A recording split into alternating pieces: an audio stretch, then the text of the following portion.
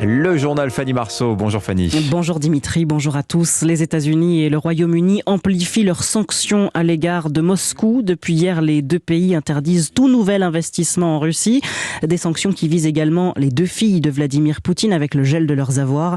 De son côté, l'Union européenne doit voter aujourd'hui un embargo total sur le charbon et d'éventuelles restrictions d'importation du pétrole russe. La question du gaz fait encore débat. Pour l'heure, les sanctions prises contre la Russie n'ont impacté que 10% du PIB du pays, selon Bercy. Alors ce nouveau train de sanctions contre Moscou, c'est la réaction des Occidentaux au massacre de Boutcha, au nord-ouest de Kiev. Des dizaines de civils tués à bout portant, leurs corps jetés dans des charniers ou abandonnés en pleine rue. Les images ont indigné la communauté internationale et sur place, la population est encore traumatisée.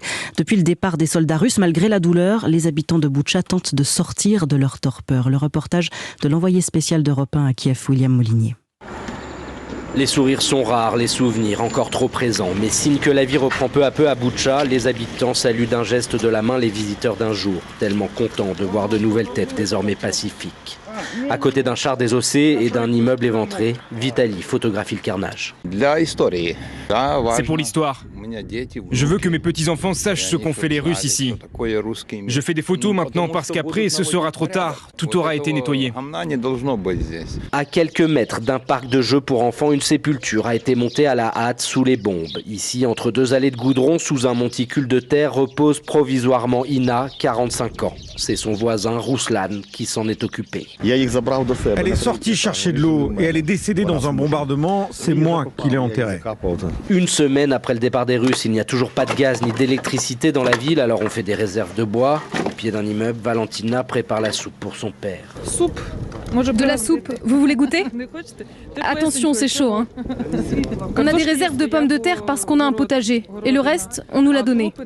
On est devenus plus unis. On s'aide, on se parle. On a besoin d'1 ou 2 ans pour revenir à la vie normale. Mais il y a des cicatrices psychologiques. Parce qu'après avoir eu 16 bombes dans notre quartier, c'est très difficile. Un convoi de voitures officielles s'arrête. Yuri Cherdinstov est expert judiciaire. On est un groupe de spécialistes avec le procureur. On cherche tout ce qu'on peut trouver sur les attaques des Russes qu'il y a eu ici. Pour que le récit du passage mortifère des Russes ne soit pas que des mots, mais aussi des preuves et peut-être même un jour un procès. Boutcha, William Molinier, Europe 1.